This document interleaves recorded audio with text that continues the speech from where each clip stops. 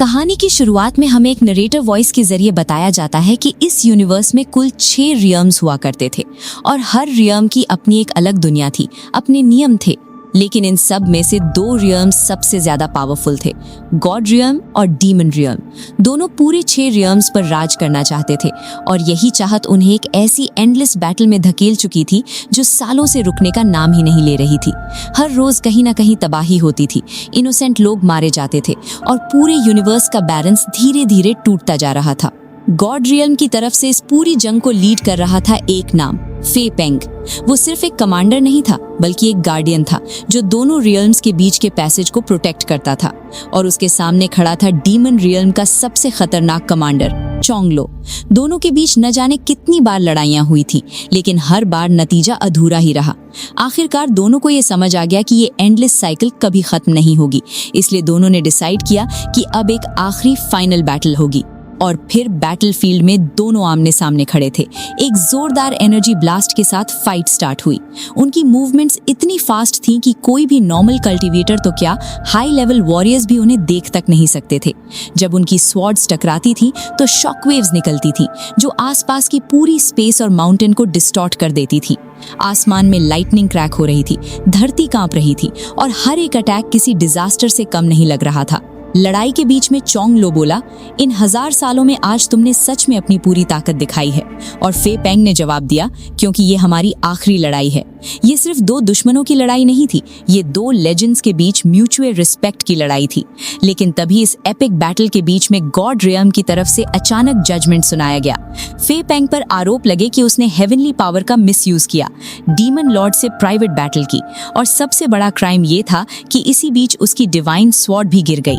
फे पेंग को अरेस्ट करके हेवनली कोर्ट के सामने लाया गया और फैसला सुनाया गया कि इस क्राइम की सजा ये थी कि उसे हेवन से हमेशा के लिए निकाल दिया जाएगा।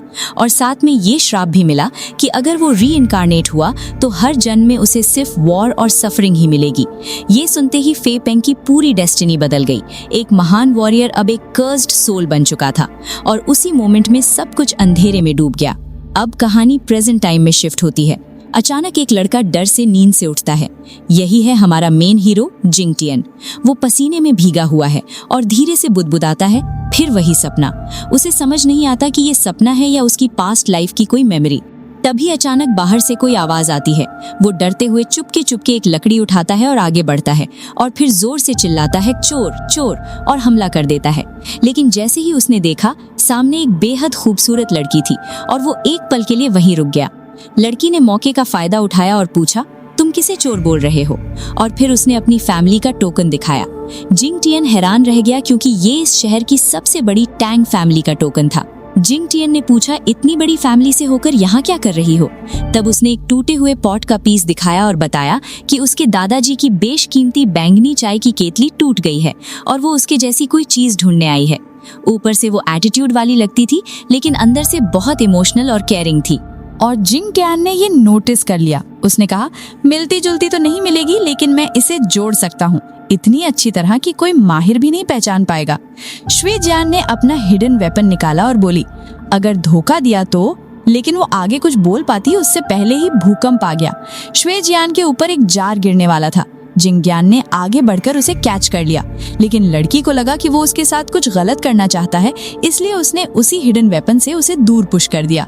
जब जिंग टियन को एहसास हुआ कि उस वेपन पर पॉइजन था, वो घबरा गया। तभी श्वे जियान बोली, घबराओ मत, मेरे पास दवा है। लेकिन तुम्हारा नाम जिंग टियन है ना? जाते जाते उसने कहा, कल सुबह शहर के बाहर बैम्बू फॉरेस्ट में मिलना। और यहीं से उन दोनों की असली जर्नी शुरू होने वाली थी। अगले दिन हम देखते हैं कि जिंग टियन एक शॉप में काम करता है। वो एंटीक्स की पहचान में एक्सपर्ट है। रियल और फेक का फर्क वो एक नजर में बता देता है। जब मालिक उसे नई आइटम्स दिखाता है तो वो तुरंत बोल देता है, ये सब फेक हैं।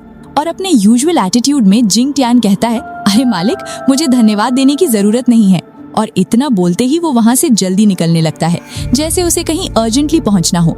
लेकिन मालिक ने पीछे से जोर से डांटा, ओए कहाँ भाग रहा है? जल्दी वापस आना, नहीं तो सैलरी नहीं दूंगा।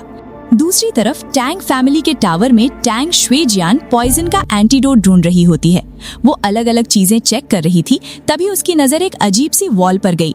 जैसे ही उसने उसे टच किया, धड़ाम की आवाज के साथ एक सीक्रेट चेम्बर खुल गया। वो थोड़ी देर रुकी, लेकिन क्यूरियोसिटी उसे अंदर खींच ले गई। सीन शिफ्ट होता है। जिंग टियान बैम्बू फॉरेस्ट में एक स्टोन पर लेटे लेटे श्वे जियान का इंतजार कर रहा होता है। रास्ते में कुछ विलेजर्स मिले जिन्होंने बताया कि एक फेक ताओइस्ट आया था जो कह रहा था कि वो डेमन्स को भगा सकता है, लेकिन जैसे ही असली डेमन्स आए वो खुद ही भाग गया। और फिर उन्होंने वार्निंग दी, लड़के यहाँ से चले जाओ, माउंटेन रोड पर बहुत सारे डेमन्स आ गए हैं। ये सुनते ही जिंग टियान टेंस हो गया। उसके मन में पहला ख्याल आया, कहीं श्वे जियान उन डेमन्स के बीच तो नहीं फंस गई। वो वरिड हो गया, लेकिन फिर खुद को संभालते हुए बोला, वैसे वो इतनी वीक भी नहीं है। दूसरी तरफ कुछ लोग सीक्रेटली एक डेंजरस प्लान बना रहे थे।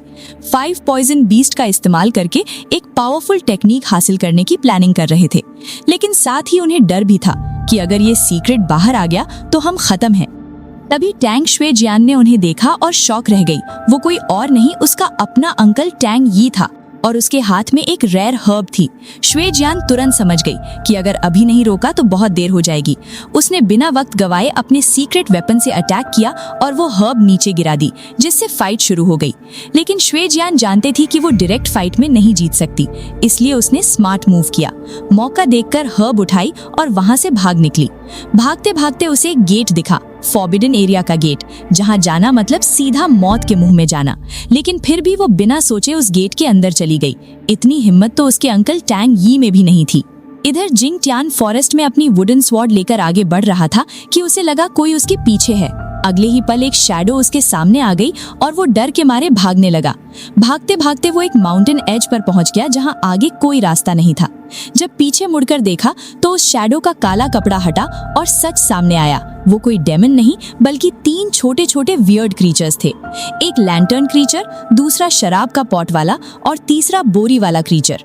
जैसे ही उन्होंने अटैक किया, जिंग टियान ने स्मार्ट मूव किया और शराब वाला पॉट तोड़ दिया। बोरी वाले क्रीचर ने वो सारी शराब सोख ली और फिर लैंटर्न वाले क्रीचर ने फायर अटैक किया, लेकिन उसकी आग उसके अपने साथियों को ही जला गई और तीनों डरकर भाग गए। जिंग टियान खुश हुआ कि उसने उन्हें भगा दिया, लेकिन जैसे ही उसने अपनी स्वॉर्ड देखी वो टूट चुकी थी। फिर वो टैंग फैमिली फोर्ट्रेस पहुंचा श्वे जियान से मिलने, लेकिन गार्ड्स ने रोक दिया। वहीं उसका अंकल टैंग यी भी था, जिसने कहा टैंग श्वे जियान यहाँ नहीं है। जिंग टियान घबरा गया, तो मेरा एंटीडोट कौन देगा? टैंग यी ने कैजुअली जवाब दिया, आज तक उसके पॉइजन से कोई मरा है क्या? लेकिन जिंग टियान के मन में डर था, कहीं वो डेमन्स के हाथ तो नहीं लग गई। वो वापस शॉप आया तो मालिक ने देखते ही डांटना शुरू कर दिया। तो फिर लेट आया कामचोर, और डंडे से मारने लगा। जिंग टियान ने एक्सप्लेन करने की कोशिश की, मैं सच में डेमन से मिला था। और तभी शॉप का दरवाजा खुला। एक मिस्टीरियस आदमी काले कपड़ों में अंदर आया। आते ही उसने अपनी स्वॉर्ड जमीन पर मारी। थोड़ी जंग लगी हुई थी, लेकिन उसे देखकर ही रूह कांप जाए ऐसी खतरनाक। जैसे ही कैमरा उसके फेस पर गया, रिवील हुआ कि वो कोई और नहीं बल्कि चोंग लॉ था। वो यहाँ कैसे पहुंचा और किस लिए आया, ये हम देखेंगे नेक्स्ट पार्ट में।